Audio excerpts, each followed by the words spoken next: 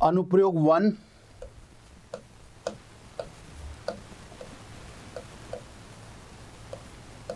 सीधे लंबे ठोस धारावाही बेलनाकार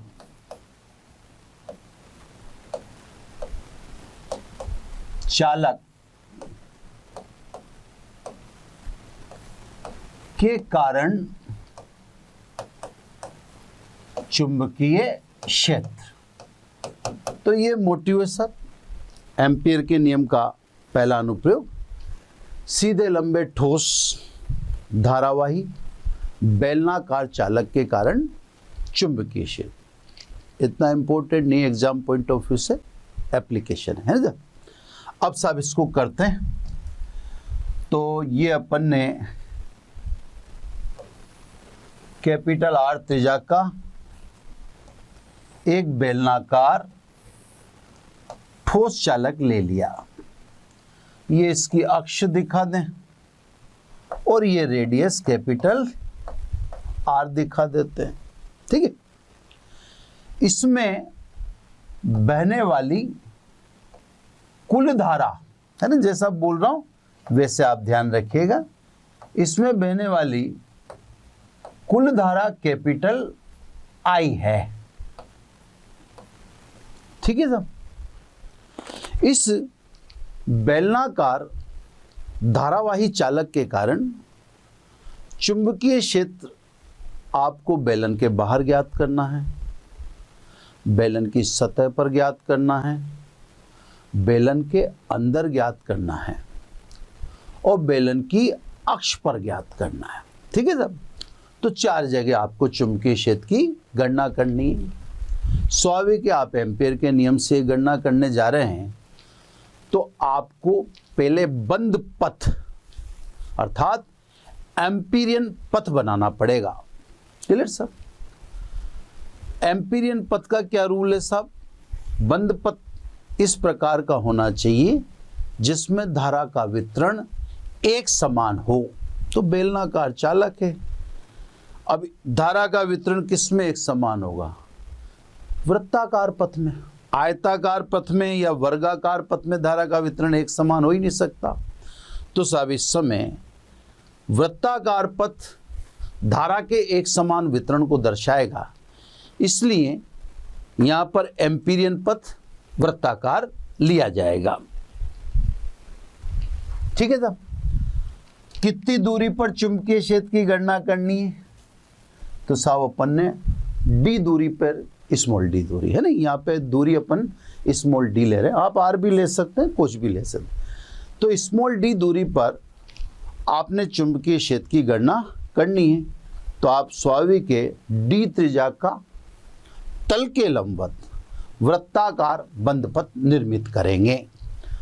तो साहब ये तो उस वृत्ताकार पथ का केंद्र, ये डी त्रिज्या का वृत्ताकार बंद पथ, ठीक है। स्वाभाविक बंद पथ आपको 3 बनाने, बाहर के लिए, सतह के लिए और अंदर के लिए। सतह वाला छोड़ देता हूं मैं, बाहर और अंदर के लिए जो बंद पथ है वो आपको दिखा देता हूं। ये बंद पथ कितनी त्रिज्या के हैं सब? डी त्रिज्या के। ये बंद पथों की त्रिज्या डी है। तो सब पहले तो बात स्पष्ट रखना कि बंद पथ वृत्ताकार है, बोर्ड के तल के लंबवत हैं, ठीक है।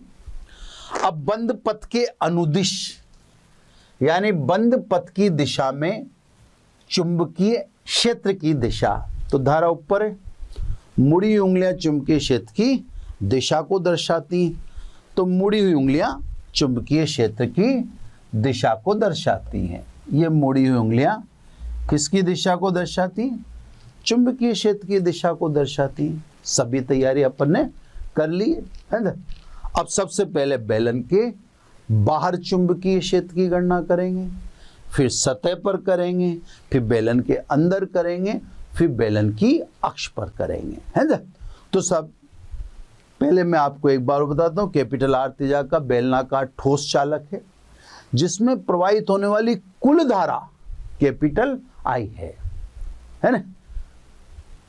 बाहर सतह पर अंदर चुंबकीय क्षेत्र की गणना करने के लिए हम बंद पथ निर्मित करते हैं। बंद पथ यानी एम्पीरियन पथ इस प्रकार होना चाहिए जिसमें धारा का वितरण एक समान हो, और वो स्वाभाविक अपन समझ चुके या समझाया जा चुका है कि वह आपको कौन सा पथ बनाना पड़ेगा, बेलन के चारों ओर है तो फिर वो तल के लंबवत वृत्ताकार पथ बनेगा, यानी ये एम्पीरियन पथ है। अब सबसे पहले बेलनाकार चालक के बाहर की ओर, है ना, तो सिंपल लिख देता हूं बेलन के बाहर, है ना, बेलन के बाहर।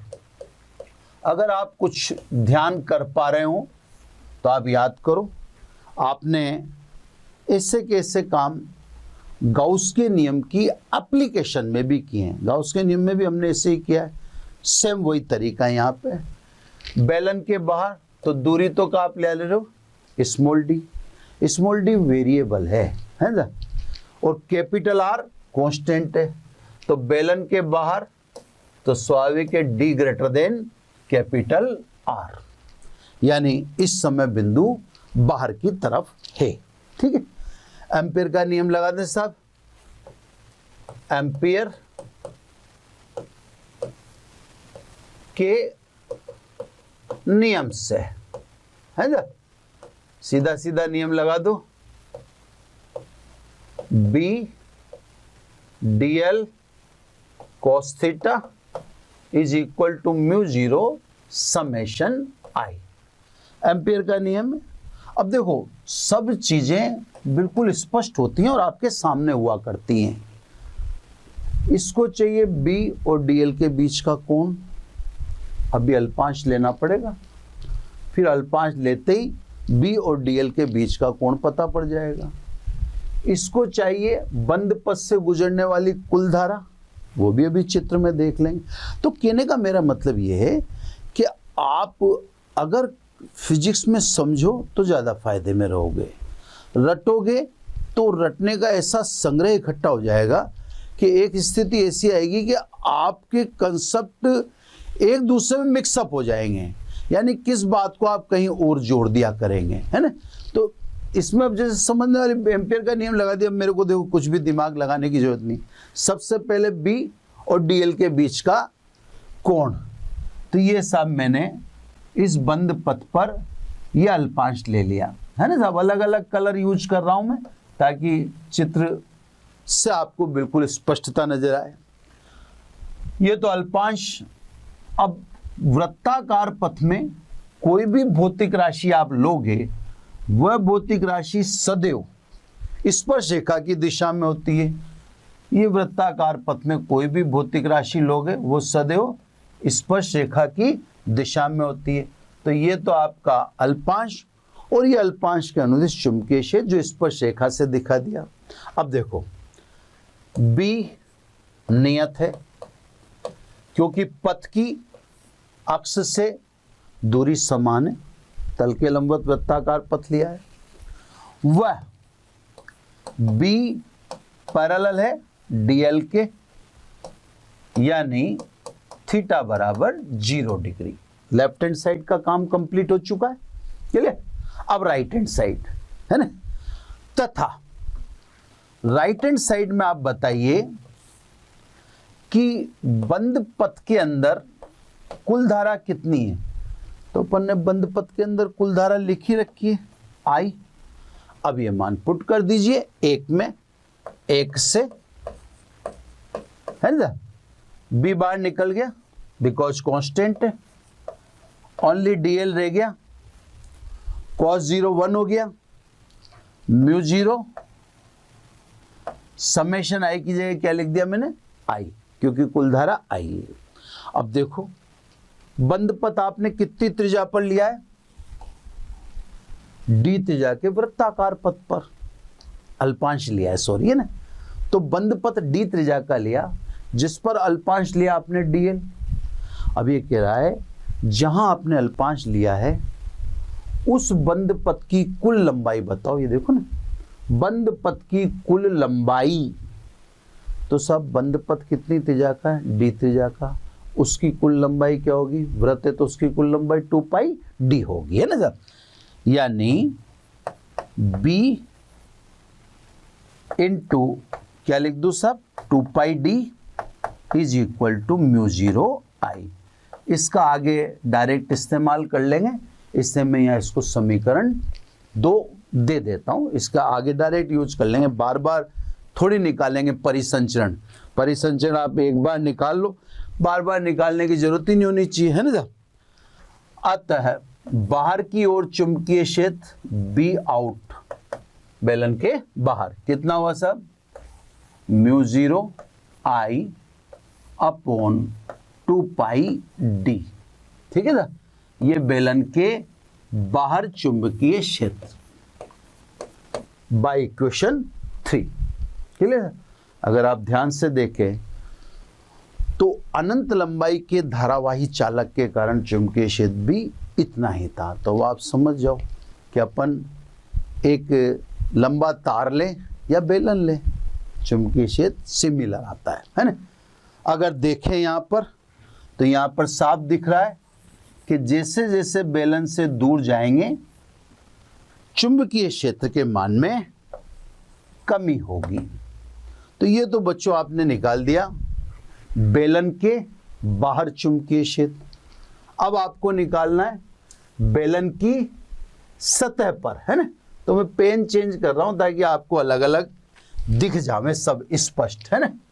अब सेकंड, जहां तक कोशिश होगी मैं यहां पर फुलफिल करने की करूंगा, नहीं तो मेरे को चेंज तो करना ही पड़ेगा क्लिप, है ना। अब ले लें बेलन की सतह पर, है ना, बेलन की सतह पर। अब स्वाभाविक है आप तो दूरी कितनी ले रहे हैं, डी।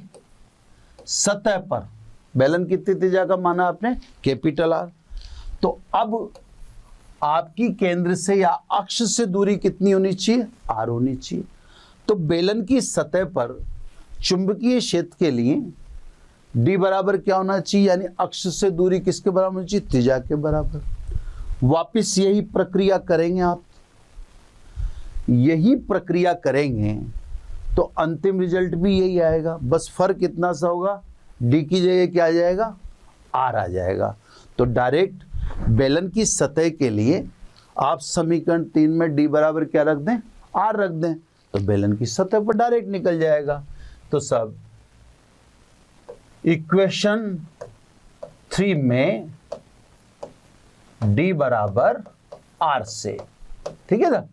देखो सब बी सरफेस यानी सतह पर म्यू 0 I, ये लिख दिया मैंने mu 0 I upon 2 pi D की जगह क्या लिख दिया मैंने, देखो आप यहाँ डी लिख रहा था, यहाँ डी की जगह मैंने लिख दिया आर। अगर आप देखें तो म्यू 0 कांस्टेंट, आई कांस्टेंट, है ना, 2 पाई आर कांस्टेंट। तो चुंबकीय क्षेत्र ये जो आप देख रहे हैं पूरा का पूरा क्या है, पूरा का पूरा नियत है। अधिकतम है नहीं है वो बात की बातें हैं। वैसे अगर देखें आप तो बेलन से दूर जाते हैं आप तो चुंबकीय क्षेत्र के मान में कमी होती है, बी प्रोपोर्शनल टू 1/d। तो डिस्टेंस बढ़ेगी बेलन से, चुंबकीय क्षेत्र के मान में कमी होगी। इसका मतलब बेलन के पास आएंगे तो चुंबकीय क्षेत्र बढ़ेगा, कितना पास आएंगे, सतह पर। तो चुंबकीय क्षेत्र का ये मान नियत भी है वह अधिकतम भी है ना। इसको अलग रखो, ये तो उसके साथ मैंने चित्र के साथ ही जोड़ रखा था, और मैं इसको भी थोड़ा सा इरेज भी कर देता हूँ। ये देखो इरेज करते ही ज़्यादा इरेज हो जाता है, इसको देखो ये रहता है ना, ये भी उसके साथ है, कलर में अंतर आ ही रहा है। तो सब चुंबकीय क्षेत्र जो सतह पर है वो नियत भी होता है और अधिकतम भी होता है। इसको मैं समीकरण नंबर 4 डाल देता हूँ, है ना, ये समीकरण नंबर 4 यहीं पे लिख देता हूँ, इक्वेशन 4, है ना, क्लियर। अब अपने को बेलन के अंदर और बेलन की अक्ष पर दो जगह और ज्ञात करना है। ये दोनों क्लियर होगी। अब सब मैं पेज चेंज करूं तो पहले देखो, वापस एम्पियर का नियम लगाऊंगा। लेफ्ट हैंड साइड तो मेरे पास क्लियर है, ये देखो, ठीक है।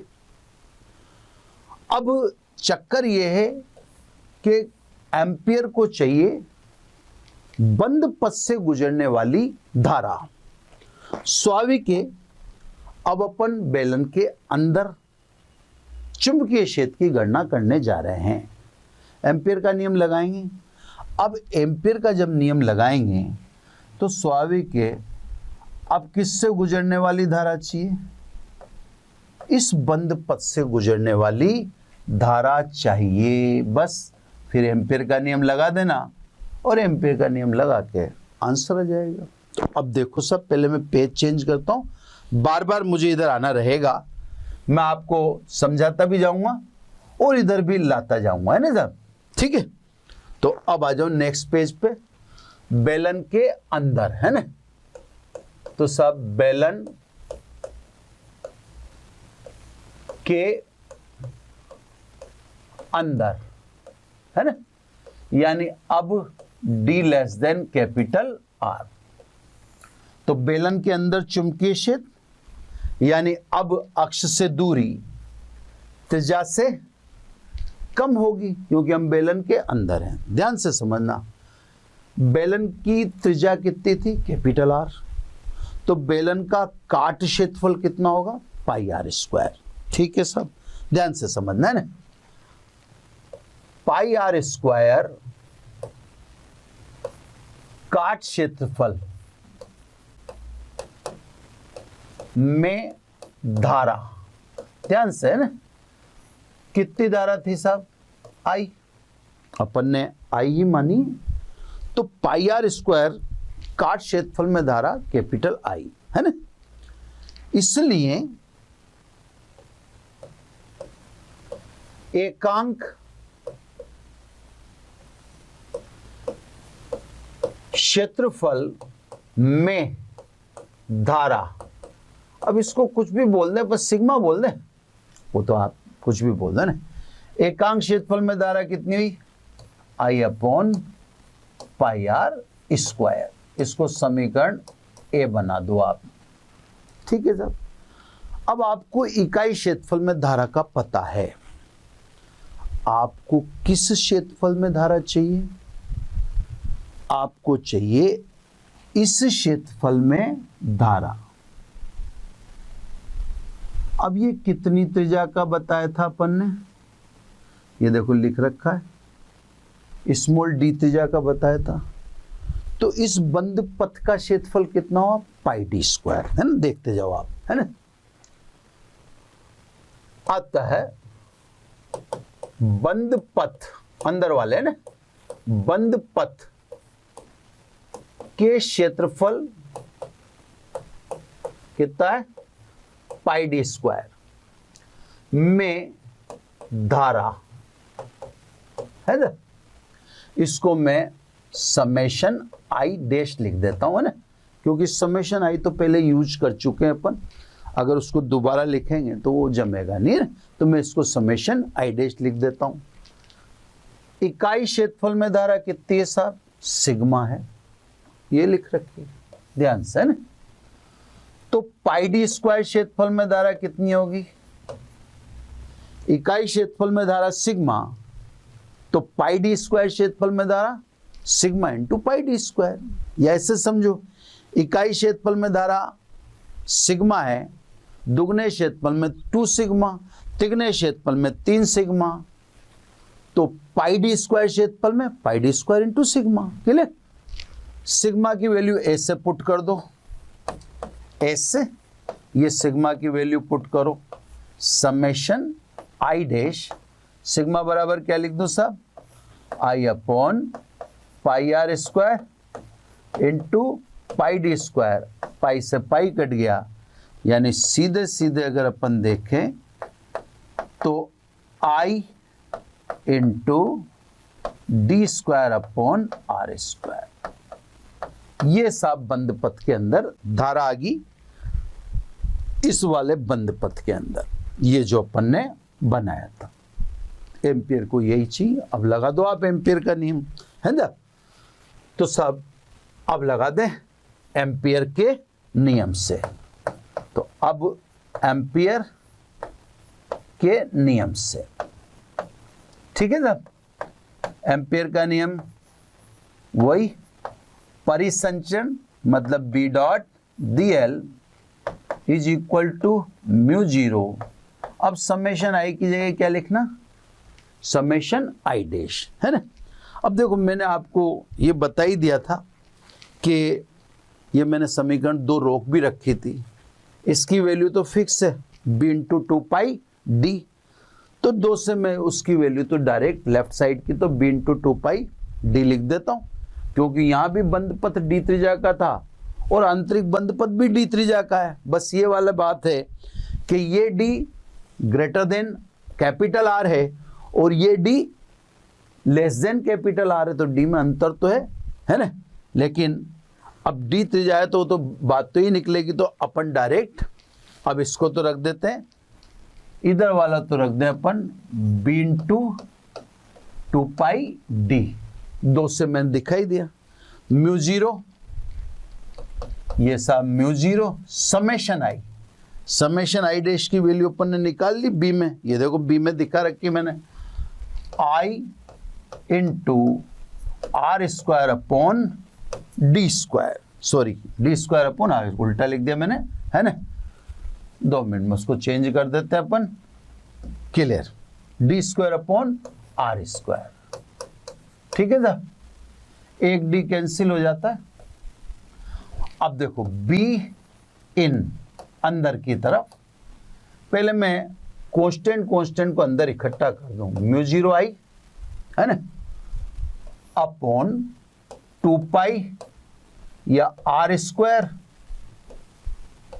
इंटू ये मैंने लिख दिया डी। तो सब सीधी बात तो ये है कि अंदर की तरफ बेलन के चुंबकीय क्षेत्र का मान इतना है। ये समीकरण अपन 4 तक वहां लिख चुके थे, तो इसको मैं समीकरण नंबर 5 लिख दूं। यहां से आपको साफ दिख रहा है, अर्थात B is proportional to D। अंदर की अगर आप और देखें तो जैसे जैसे सतह की तरफ जाएंगे चुंबकीय क्षेत्र का मान बढ़ेगा, सामने है। अब इसको साहब क्या है, क्वेश्चन कभी पूछ भी ले भाई दबे, तो इसको एक जमाने का तरीका है। देखो अब मैं जमाता हूं, है ना, 5 को जमा रहा हूं 5 से। कैसे जमाते हैं इसको, देखो बी इन, है ना, डी बार पढ़ाइए, एक आर अंदर से निकाल लो। अब अंदर क्या बचेगा, देखो आप mu zero i upon 2 r, ये बचेगा। अब अगर आप 4 में देखो तो mu zero i upon 2 r कहां पर है, सरफेस पर। तो देखो इसको ऐसे लिख देता हूं, 4 से, है ना, 4 से b in d upon r into b surface. तो जैसे अब कोई क्वेश्चन पूछ ले आपसे कि सिद्ध करो धारावाही बेलनाकार चालक में b in is equal to d upon r into b surface, तो वो तो इसको इसी का शेप बनाया। तो सब बेलन के अंदर भी आपको चुंबकीय क्षेत्र पता पड़ गया, क्योंकि अब आप बेलन के अंदर चुंबकीय क्षेत्र जान चुके हो, तो डेफिनेटली आपको बेलन की अक्ष पर भी चुंबकीय क्षेत्र बताना ही पड़ेगा। बेलन की अक्ष पर, बेलन की अक्ष पर चुंबकीय क्षेत्र के लिए, है ना, अब ध्यान से समझना, मैं ये भी लिख देता हूं 5 में। अब देखो आप डी आप अक्ष से दूरी ले रहे हो, है ना, अक्ष केंद्र भी कह सकते हो आप, कोई उसमें दिक्कत वाली बात नहीं है। अब आप अक्ष पर ही चुंबकीय क्षेत्र की गणना करने जा रहे हो तो आप अक्ष से अक्ष की दूरी मतलब d कितनी लोगे, 0 लोगे, है ना।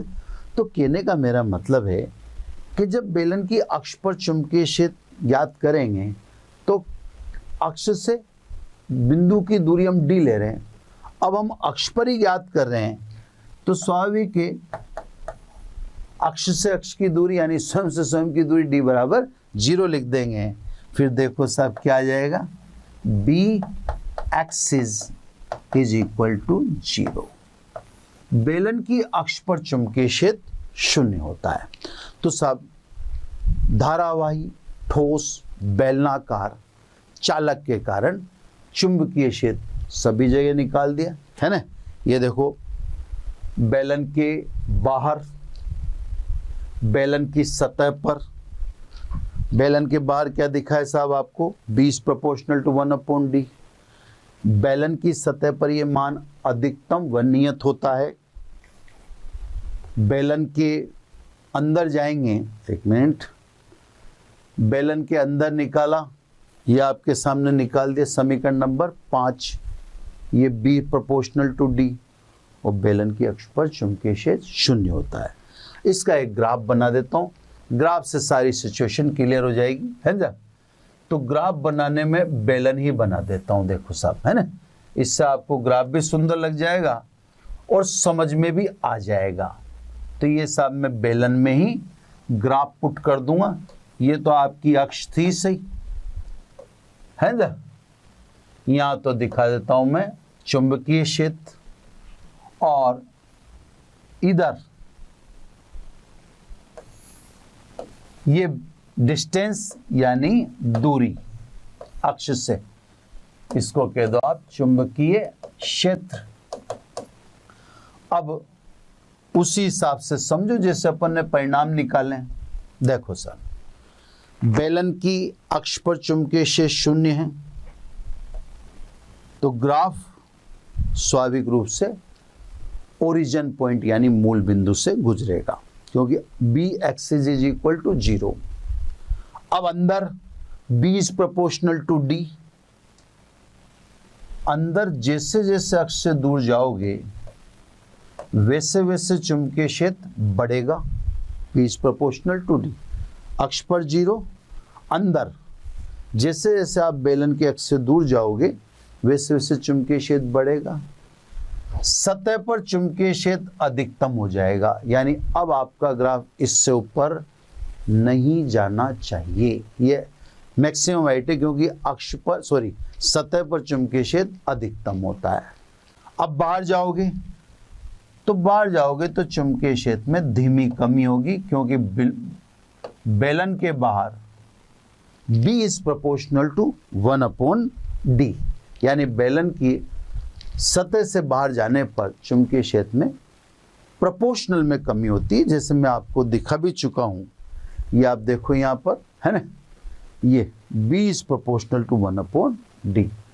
तो स्वाभाविक है वो चीजें अपन ने दर्शा दी जो आपके सामने ग्राफ में बिल्कुल साफ रिफ्लेक्ट हो रही हैं। सारा ग्राफ आपको बिल्कुल क्लियर समझ में आना चाहिए।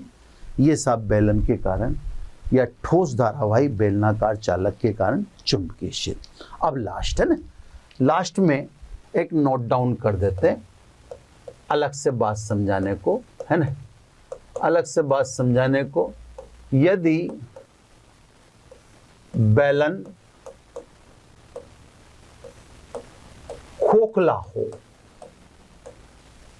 ठीक है साहब, अगर मान लो बेलन खोखला होता, ध्यान से समझना साहब, है ना, क्योंकि ये दूसरी चीज तो आपको एकदम बिना प्रयास के गिफ्ट मिल रही है तो उसको समझना ही तो है अपने को। अगर बेलन खोखला होता, है ना, तो देखो खोखला होगा तो बेलन के बाहर चुंबकीय क्षेत्र वही रहेगा μ0I/2πd, क्योंकि बिंदु बाहर है, बेलन खोखला है तो धारा तो प्रवाहित है ना। तो खोखला बेलन भी होता तो भी बाहर चुंबकीय क्षेत्र μ0I/2πd होता, जैसा कि ठोस में है। देखते जाओ, है ना, ठोस में भी यही है। अब उसका सीधा सीधा आप कारण समझ लो, बिंदु बाहर की तरफ है तो धारा तो बेलन में बह ही रही है, अभी भी बह रही है, बाद में भी बहेगी, तो बाहर वाला बिंदु प्रभावित होगा नहीं, सतह वाला भी प्रभावित नहीं होगा, है ना।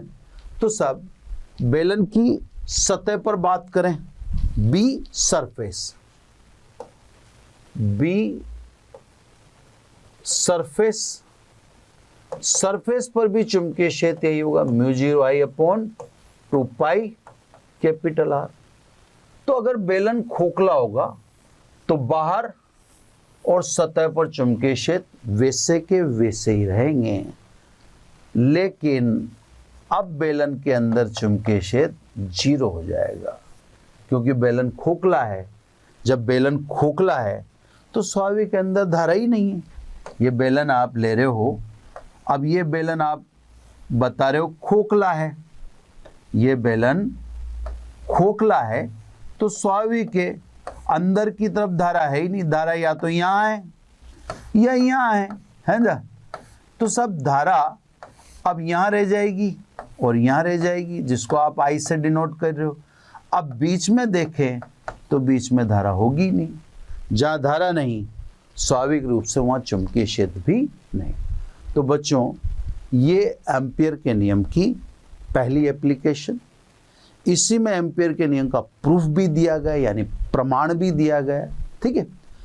अब एप्लीकेशन नंबर 2, एप्लीकेशन नंबर 3, मतलब एम्पियर में 3 एप्लीकेशन है। अब 2 और 3 ये इंपॉर्टेंट है ना सर। 2 और 3 को पहले शेप समझाएंगे आपको, तो ये सब काम अगले सेगमेंट का होगा। इस सेगमेंट को तो अपने को यहीं क्लोज करना पड़ेगा। अभी भी आपको अगर मैग्नेटिक या चुंबक में किसी प्रकार की दिक्कत आती है तो आप तुरंत आप ऐप जो डाउनलोड कर लिया आपने, मोशन लर्निंग ऐप, वहाँ पे इंक्वायरी करो, क्योंकि यहाँ प्रॉब्लम आती है तो फिर अब अंत संभालना मुश्किल हो जाएगा ना।